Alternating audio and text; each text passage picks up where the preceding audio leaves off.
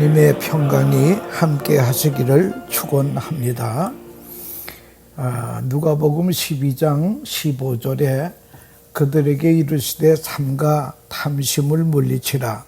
사람의 생명이 그 소유에 넉넉한 데 있지 아니하니라. 예수님이 말씀하신 것입니다. 모 일간지에 실린 아름다운 이야기가 있습니다. 미국 알라바마 주에 사는 던킨이라고 하는 5살짜리 철부지 아이가 있었습니다. 어머니하고 외출을 했다가 점심시간이 되어서 한 식당에 가서 식사를 하려고 하는데 그 식당 앞 문에 허름한 옷을 입은 한 남자가 피곤에 지친 채 문 앞에 있습니다. 이 아이는 엄마에게 묻습니다. 저 사람은 누구예요? 조심스럽게 저분은 홈레스란다. 그래서 이 아이는 계속해서 홈레스가 뭔데요? 이 노숙자란 집이 없는 사람이란다. 이 말을 듣고 엄마, 우리 둘이 식사를 하는데 저 아저씨랑 같이 식사하면 좋겠어요. 그랬더니 착한 아들의 마음을 거절할 수가 없어서 그러자. 아이는 문간에 가서 아저씨의 손을 잡고 식당 안으로 데리고 와서 한 테이블에 앉아서 식사를 하려고 합니다. 이 아이가 그 아저씨에게 메뉴판을 주면서 아저씨 맛있는 것 마음껏 잡수세요. 이 노숙자는 나는 치즈버거를 하나 먹겠다. 그러니까 이 어린아이가 아저씨 더 좋은 것 드세요. 그러니까 그 노숙자 아저씨는 그러면은 베이컨을 하나 더 주면 좋겠다. 그래서 이제 음식을 가져왔습니다. 그 노숙자는 배가 고프니까 음식을 보자마자 먹기 시작합니다. 이때에 어린아이는 아저씨 감사기도 하고 먹어야죠 하더니 아이가 기도를 합니다. 하나님 맛이 있는 음식을 주시니 감사합니다. 또 아저씨랑 같이 식사하게 된 것을 감사합니다. 여러분, 이것이 바로 우리가 살아야 될 모습이라고 하는 것입니다. 원망은 한이 없습니다. 감사만이 원망을 물리칠 수 있다라고 하는 것입니다. 이 험악한 세상을 아름답게 할 수 있는 것은 이 어린아이와 같은 깨끗한 마음, 감사의 마음이 세상을 바꿀 수 있다고 하는 그런 것입니다. 오늘 본문의 말씀은 조금 심각한 사건입니다. 한 사람이 예수님께 찾아왔습니다. 병을 고쳐달라고 하는 것도 아니고 무슨 먹을 것을 달라는 것도 아닙니다. 내 형을 명하여 유산을 나와 나누게 해주세요. 당시 풍습에 아들 둘이 있으면 아버지의 유산을 나눌 때에 형은 동생의 2몫을 주도록 되었습니다. 왜 그런가 하면은 형이 부모님을 모시기 때문에 그렇습니다. 그런데 이 가정의 형이 부모님을 모셨는지 모셨다면 잠깐 모신 것 같습니다. 그러니까 그 잠깐 모신 것 가지고 아니 배나 형이 가지겠다고 하니까 동생이 아니라는 거예요. 반반 똑같이 나누자고 하는 그런 것입니다. 그렇게 문제가 해결 안 되니까 예수님이 훌륭하시다는 소문을 듣고 찾아온 것입니다. 그래서 예수님, 나의 형을 명하여 유산을 나와 나누게 해주세요. 그때 예수님의 대답은 반을 가져라, 3분의 1을 가져라, 이런 말씀을 하신 것이 아니에요. 높은 차원의 말씀을 하시게 됩니다. 근본적인 말씀을 하신다고 하는 것입니다. 삼가 모든 탐심을 물리치라. 마음속에 있는 탐심을 물리치라고 하는 것이 예수님의 해답이었습니다. 오늘날 현대의 큰 문제는 바로 두 가지입니다. 생산이냐 분배냐. 생산을 앞세우면 자본주의가 되고요. 분배를 앞세우면 사회주의, 공산주의가 된다라고 하는 것입니다. 요즘 국회에서 싸우는 것도 보면 간단해요. 생산이냐 분배나 가지고 싸우는 것입니다. 지금 분배 가지고 싸우는 거예요. 법사위원장직을 야당이 가지느냐 여당이 가지느냐. 이 사회주의 문제로 싸운다고 하는 것을 알아야 합니다. 싸우다가 안 되니까 야당에서 너희들 다 해먹으라 하고 그냥 포기하고 말았다는 거예요. 그래서 주님은 원론적인 해답을 주십니다. 탐심을 물리치라. 그것만이 해답이라고 하는 것입니다. 그리고 주님은 말씀하시기를 사람의 생명이 그 소유에 넉넉한 데 있지 아니하니라. 공평하신 조사입니다.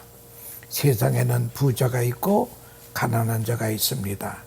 가난한 자는 병들고 부자는 건강하다고 하면 억울해서 못 삽니다. 그러나 사실 부자나 가난한 자나 건강은 같은 것입니다. 도리어 부자가 병이 더 많을 수가 있다는 거예요. 어떤 부자가 여러 가지 병을 가지고 살다가 죽었는데 사인이 뭐냐 그랬더니 보약 중독증이라는 거예요. 하도 보약을 많이 먹었게 문제라고 하는 것이며, 가난한 자는 어쩌다 좋은 음식을 만나면 밥이 꿀맛입니다. 부자는 진수성찬을 앞에 놓고도 못 먹는 사람이 많다는 거예요. 없어서 못 먹는 사람하고요, 두고도 못 먹는 사람하고 누가 더 행복하겠습니까? 냉장고에 가득한 것을 두고도 못 먹는다면 부자가 더 불행하다고 하는 것입니다. 어떤 의미에서는 공평합니다. 못 먹은 가난한 집 아이들은 도리어 건강하고 잘 먹은 부잣집 아이들은 비대증 체질이 됐더라는 거예요. 그래서 사람의 생명이 소유에 넉넉한 데 있지 않다 하는 말씀을 우리는 명심해야 될 것입니다. 한마디 더 한다면 사람의 행복도 넉넉한 데 있지 않다는 거예요. 아무리 부자라도 건강을 잃으면 소용이 없습니다. 요즘 부모 돌아가신 다음에 그 재벌들, 가족들 보면 재산 가지고 싸움합니다. 법정에까지 갑니다. 여러분, 사실 재산보다 더 중요한 것은 화평이라고 하는 것입니다. 화평을 잃으면, 샬롬을 잃으면 다 잃어버리는 거예요. 사람의 행복도 생명도 운명도 소유에 넉넉한 데 있지 않다라고 하는 것입니다. 여러분이 탐심은요, 노력 이상의 것을 요구하는 것이 탐심입니다. 내가 노력한 것만 가지고 산다면, 하나님으로부터 받은 것만 가지고 산다면 행복한 것입니다. 그런데 그 이상의 것을 가지려고 하는데 탐심이 생긴다는 거예요. 이 탐심은 몸에 들어오면 독이 된다는 거예요. 옛날 헬라에 왕이 있었는데요, 40년 동안을 아주 나라가 태평선세로 임금 노릇을 잘해서 잘 살았습니다. 이제 왕이 노쇠하게 되었습니다. 신하들을 불러놓고 내가 이제 나이도 노쇠됐는데 이 나라를 가장 행복한 나라로 만들고 싶구나. 나도 행복하고 지혜로운 왕이라고 기억되고 싶구나.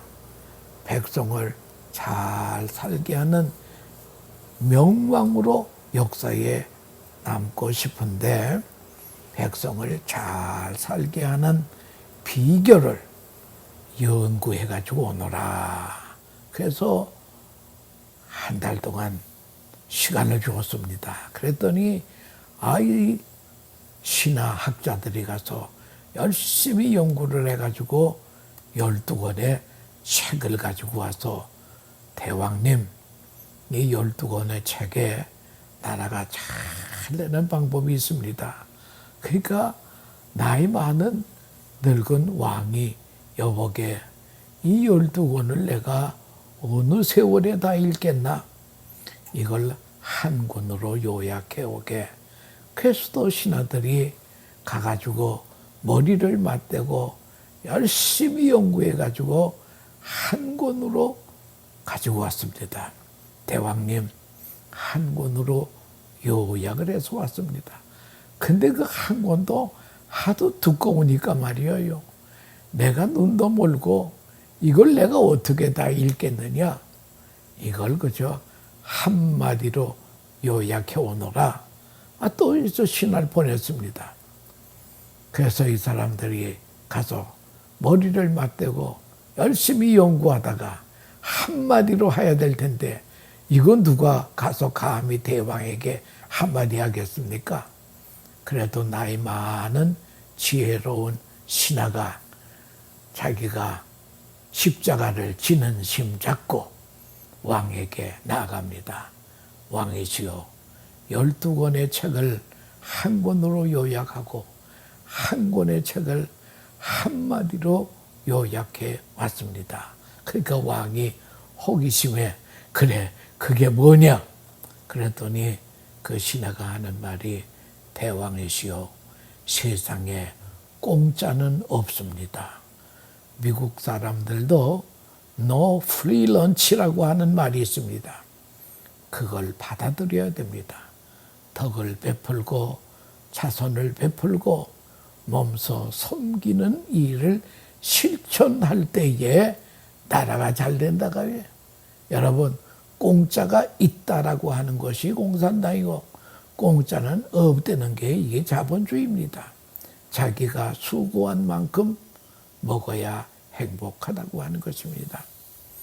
성경에 보면 다윗의 이름이 신구약을 통해서 꽤 많이 나옵니다.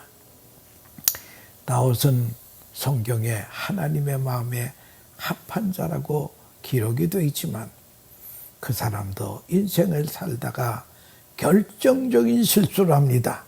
그것은 다른 것이 아니라 자기의 신하, 충신 우리아의 아내 밧세바를 탐냈다고 하는 것입니다. 이 탐냈다고 하는 게 그래서 이 다윗은 일생일대에 큰 실수를 하고 비극을 맞이하게 됩니다. 그래서 그는 그 집에는 칼이 떠나지 않는다고 했습니다. 여러분, 탐심이라고 하는 계명은 10계명 중에서 마지막 결론적인 계명이 올시다. 이게 마지막 계명이에요. 내 이웃의 것을 탐내지 말라. 내 이웃의 아내나 소나 낙이나 이웃의 것을 탐내지 말라 그러는데 다윗은 자기 밑에는 수많은 궁녀들이 있었는데도 불구하고 충신 우리아는 하나밖에 없는 그 아내 이거를 다윗이 탐내가지고 빼앗았습니다. 이거이 다윗의 큰 실수라고 하는 것을 우리는 다시 한번 생각해 봐야 될 것입니다. 그래서 여러분들 이 탐심이 이 죄를 짓는 데 있어서 뿌리가 된다라고 하는 걸 알아야 될 것입니다. 그래서 탐심을 물리치기 위해서 몇 가지 소개하려고 합니다. 첫째는 자족하는 마음이 있어야 됩니다. 이만했으면 됐다. 자족하는 마음이 있어야 됩니다. 내가 땀 흘린 대로 먹으면 유감이 없어야 됩니다. 요즘 한국에는 아파트 투기가 문제입니다.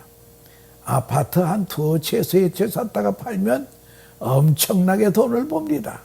이게 소위 그 불로소득이라는 거예요. 불로소득이라는 게 이게 탐심이라고 하는 것입니다. 내가 수고한 거에 대한 대가를 이걸 만족하게 여겨야 되겠는데 이거 아니고 더 얻으려고 하다가 큰 낭패에 부딪히고 만다라고 하는 것을 알아야 됩니다. 선한 사마리아인의 비유를 압니다. 어떤 사람이 예루살렘에서 여리고로 내려가다가 강도들을 만나게 됩니다.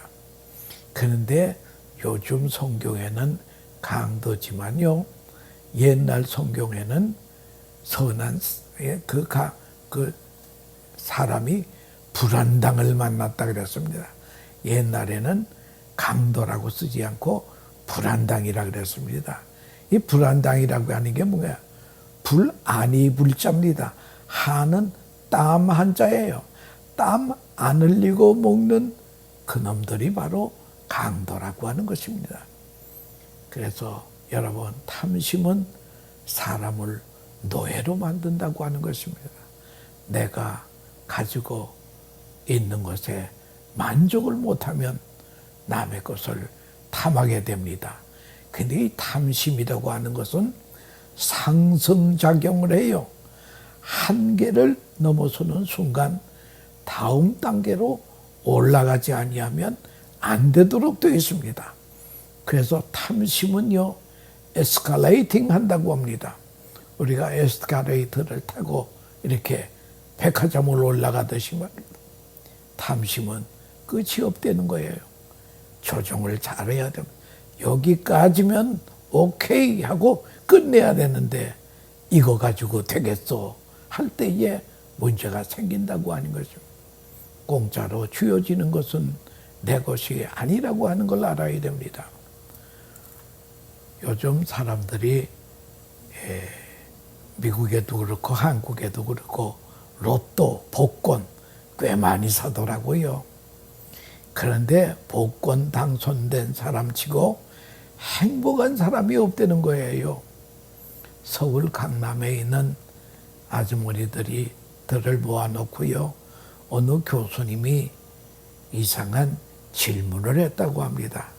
만약 당신들이 100억짜리 복권이 당선되면 무엇을 하시겠습니까?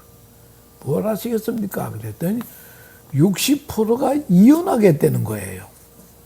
그러니 돈이 없으니 지금 신랑하고 할 수 없이 산다는 거예요. 옛날 어른들의 말에 황금 흑사심이라고 하는 말이 있습니다. 깨끗한 선비도 황금이 앞에서는 욕심이 있게 된다는 거예요. 여러분, 욕망이 많아지면요, 욕심이 많아지면 형제 자매가 보이지 않습니다. 무섭습니다. 부자와 거지 나사로. 이 부자는 나사로가 안 보였습니다. 그러다가 음부에 떨어지고 말았다고 하는 것입니다. 이 나사로가 안 보이는 것이 부자의 마음이라는 거예요. 그래서 옛날 우리 참 가난할 때가 있었습니다. 우리 가난할 때는요, 밥 한 숟가락 넣고 서로 아내는 남편 보고 한 숟가락 더 먹으라는 거예요. 왜? 당신은 나가서 오늘 종일 일해야 될 사람이 아니냐 그럼. 그래서 남편은 그 자기 밥그릇에 온 한 숟가락을 아내의 밥그릇에 도로 갖다 주면서 당신은 애기 젖을 먹여야 되기 때문에 밥을 먹어야 된다는 거예요. 서로 밥 한 숟갈 가지고 애낄 때가 도리어 행복했다라고 하는 그런 말이 있습니다. 여러분, 이제 우리가 그저 있는 바를 족한 줄로 아는 것, 행복이 소유의 넉넉한 데 있는 것이 아니라고 주님이 말씀했으면요, 아멘으로 받아들여야 되는 것입니다. 옳습니다 하고 받아들여. 두 번째, 이 탐심을 물리치는 방법은 남에게 베풀 때에 탐심이 물러가게 된다는 거예요. 은행 잔고를 보고 행복한 것이 아니고 베풀 때에 행복하다는 거예요. 한국 신문에 난 이야기인데요. 오래됐습니다마는 설악산에 짐꾼으로 오르락 나르락 하는 사람이 있는데, 이 사람은 등산하는 사람의 짐을 올렸다 내렸다 해주는 사람입니다. 이런 일을 24년 동안이나 했습니다. 얼마나 힘이 들었겠습니까? 여기에서 번 것의 70%를 불우한 이웃을 위해 썼다고 하는 것입니다. 이 사람은 행복이 무엇인지를 아는 사람입니다. 베푸는 마음이 행복의 극치라고 하는 것입니다. 목회를 제가 은퇴했습니다마는 임종을 많이 보지 않았겠습니까? 세상 떠나는 사람들을 보면 대부분 세 가지를 가지고 후회를 하더라고요. 첫째는 뭔가니 좀 더 그때 내가 참았어야 할 것을 좀 더 참을 걸. 두 번째는 좀 더 즐길 걸. 인생이 이렇게 짧을 줄 알았으면 좀 더 즐길 건데 그저 일만 하다가 수고만 하다만 간다는 거예요. 세 번째는 좀 더 베풀 걸. 그 세 가지 후회를 한다고 합니다. 오늘이 나의 마지막 날이라고 상상해 보세요. 베풀지 못한 한이 있겠는가? 베푸는 자만이 행복하다고 하는 것입니다. 하나님이 우리 인간을 만드실 때에 하나님의 형상대로 만들어서, 하나님의 형상대로, 하나님의 형상은 긍휼이올시다. 우리가 남에게 베풀고 사랑할 때 행복하도록 되어 있다라고 하는 것을 명심해야 할 것입니다. 불란서 사람들의 존경하는 인물 중에 8년 동안이나 7번 1등을 차지한 분이 있는데 그분이 피에르 신부라고 하는 분이에요. 그분은 빈민구호를 많이 합니다. 그래서 빈민구호 공동체인 엠마우 하우스라고 하는 공동체를 창설한 분인데, 현재 그분의 나이는 아마 90세가 넘었을 것입니다. 그 신부님의 책 중에 단순한 기쁨이라고 하는 책이 있습니다. 그 분의 경험담이 거기에 쓰여져 있습니다. 어느 날 한 청년 신사가 자살 직전에 신부님을 찾아왔습니다. 그리고 자문을 구하게 됩니다. 내가 자살을 하려고 합니다. 그러니까 신부가 자살하려는 이유가 무엇이요? 그랬더니 가정적인 문제도 있고요, 경제적인 문제도 있고, 사회적인 문제도 있고, 내 지위에 대한 문제도 있고, 모든 상황으로 나는 지금 죽을 수밖에 없다는 이야기를 자세히 설명했습니다. 신부님은 그 이야기를 다 듣고 나서 깊은 동정과 함께 이렇게 말합니다. 충분히 자살할 이유가 있군요. 이 일이 그쯤 되었으면 자살할 수밖에 없겠습니다. 자살해야 되겠습니다. 그리고 말을 이어서 무엇인가 하면은, 그리고 죽기 전에 나를 좀 돕다가 죽으시면 안 되겠습니까? 이렇게 물었습니다. 그랬더니 뭐 어차피 죽을 건데 죽기 전에 신부님이 필요하시다면 제가 얼마 동안 신부님을 돕도록 하지요. 그래서 합의하에 그 요청이 수락이 됩니다. 그리고 이제 신부님하고 이 신사하고는 무슨 일을 하는가 하니 그 신부가 그때쯤 집 없는 사람들에게, 불쌍한 사람들에게 집을 지어주는 일을 합니다. 그래서 그 일을 신부가 하는데 이 자살하려던 청년이 열심히 돕습니다. 암에 떨당한 신부를 열심히 돕고 나서 이런 고백을 합니다. 신부님께서 그때에 내게 돈을 주었던지, 내가 살 수 있는 집을 하나 마련해 주었던지, 이렇게 베풀었다면 나는 다시 자살을 했을 겁니다. 그러나 신부님은 내게 아무것도 주지 않았습니다. 오히려 도움을 요청했습니다. 그래서 신부님과 같이 내가 일을 하면서 섬기면서 이제 사는 법을 알았습니다. 내가 또 살아야 될 충분한 이유를 찾았습니다. 이제 나는 어떻게 하는 것이 행복이라고 하는 것을 알게 되었습니다. 라고 말합니다. 여러분, 이 사람은요, 남에게 이렇게 베풀 때에 행복하도록 돼야 되는 거예요.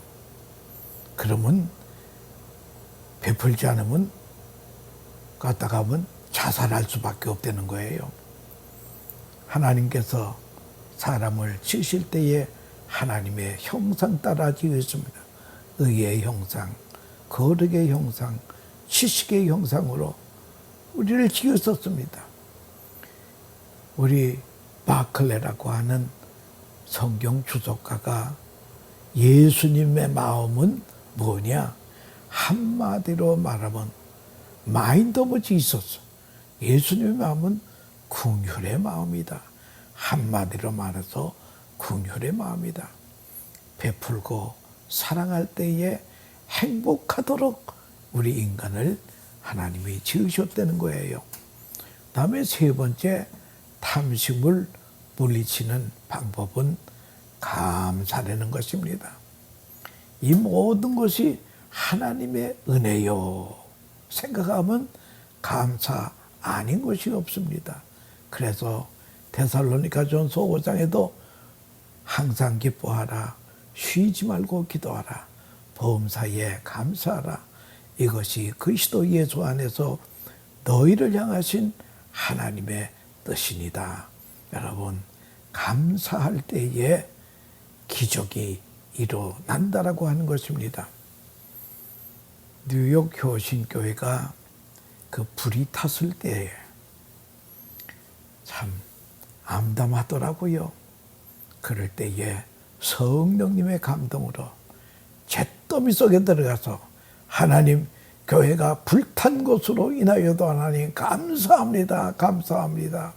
이 일로 인하여 하나님 영광을 받아주시옵소서 하고 감사를 했더니요, 3년도 안 걸려가지고 더 큰 교회, 더 교회를 잘 지어서 전하 유복되는 놀라운 역사가 있었다는 거예요. 여러분, 감사할 때에 탐심은 물러간다라고 하는 것입니다. 야고보서에 보면 욕심이 잉태하면 죄를 낳고 죄가 장성하면 사망을 낳느니라. 욕심이 일단 몸에 들어오면 가만히 있는 게 아니라는 거예요. 이 욕심이 성장한다는 거예요. 성장해서는 뭐가 되느냐? 마지막에는 사망을 낳는다고 하는 것입니다. 그래서 욕심이 생길 때부터, 그때부터 끊어버려야 된다는 거예요. 루터의 말 중에 유명한 말이 있습니다. 머리 위로 날아가는 새가 똥을 싸고 갑니다. 그 하필 그 똥이 내 이마에 딱 떨어졌어요. 에이, 새가 어떻게 지나가면서 바로 그 똥 싸는 속도하고 내 걸어가는 속도하고 타임이 딱 맞아서 이마에 떨어져. 그럴 수 있는 거예요. 근데 루터의 말이 무엇인가니 지나가는 새는 내가 막을 수 없지만 그 새가 내 머리 위에 앉아서 둥지를 튼다. 둥지를 트는 것은 내가 막아야 된다는 거예요. 이 말이 무엇입니까? 욕심이 없는 사람 세상에 아무도 없습니다. 그러나 욕심이란 슬쩍슬쩍 지나가도록 해야 된다는 거예요. 좋은 물건이 있으면 좋구나 하고 지나가면 되는 거예요. 오래 볼 것이 없다는 거예요. 어느 교회 권사님이 다이아몬드 우먼이 올시다.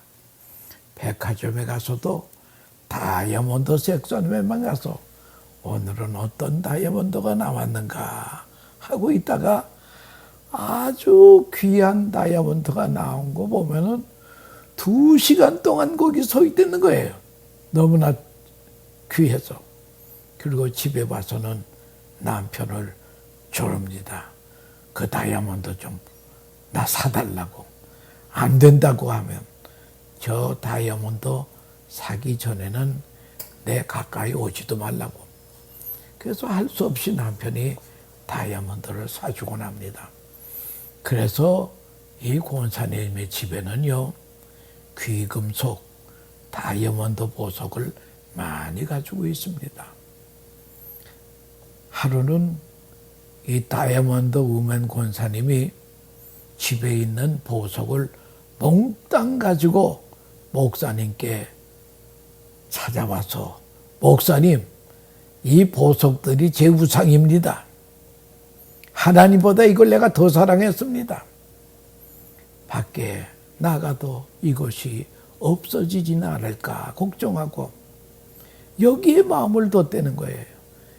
예배 시간에 예배를 드리는데도 예배는 드리지 않고 혹 우리 집에 도적이 들어와서 내 다이아몬드 안 가져갔을까? 그랬기 때문에 이놈의 우상이 되는 다이아몬드 보석 몽땅 가지고 목사님 가져왔습니다. 이거 팔아서 좋은 일에 쓰세요. 그래서 그 목사님이 그 보석을 다 팔아가지고 뭘 하셨는가 하면은 서울에는 부부장님이 그렇게 많대요. 부부 내외가 다 시각장애자 이런 부부가 많다는 거예요. 이런 사람들을 위해서 성남에 아파트 몇 채를 사가지고 소망의 집이라 이름을 지어서 그들로 살게 했다는 거예요. 여러분, 베푸는 기쁨을 모르고 산다면 인생을 헛되게 살았다라고 하는 것을 우리가 알아야 될 것입니다. 누가복음 12장 21절에 자기를 위하여 재물을 쌓아두고 하나님께 대하여 부유하지 못한 자가 이와 같으니라. 내가 내 영혼에게 명령을 때리세요. 예수 그리스도로 명하느니 이 탐심은 물러갈지어다 외치시기 바랍니다. 골로새서 3장 5절에 그러므로 땅에 있는 지체를 죽이라. 곧 음란과 부정과 사욕과 악한 정욕과 탐심이니 탐심은 우상 숭배니라. 탐심이 우상이라는 거예요. 하나님도 섬기고 우상도 섬기는 것을 하나님은 용납하지 않으신다라고 하는 것입니다. 그러므로 탐심은 모든 죄의 뿌리가 되기 때문에 탐심에서 자유함을 얻는 복된 성도들 다 되시기를 축원합니다. 감사합니다.